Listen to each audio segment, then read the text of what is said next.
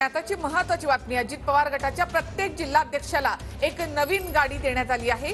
प्रचारासाठी पक्षाकडून प्रत्येक जिल्हाध्यक्षाला वाहनाची सोय करण्यात आली आहे।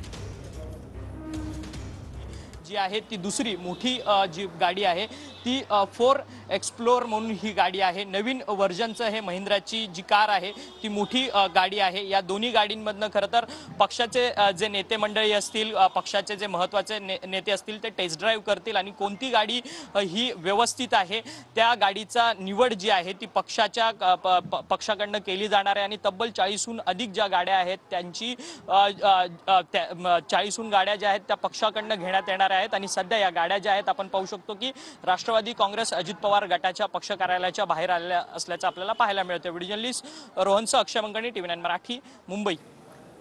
तर सध्या टेस्ट ड्राईव्हसाठी या गाड्या या ठिकाणी आणण्यात आल्या, त्यातली एक गाडी ही पदाधिकाऱ्यांसाठी निवडण्यात येणार आहे। 40हून अधिक गाड्या ज्या आहेत ते राष्ट्रवादी काँग्रेस कडून ज्या आपल्या पदाधिकाऱ्यांना दिल्या जाणार आहेत। अजित पवारांनी याआधी याची घोषणा केली होती।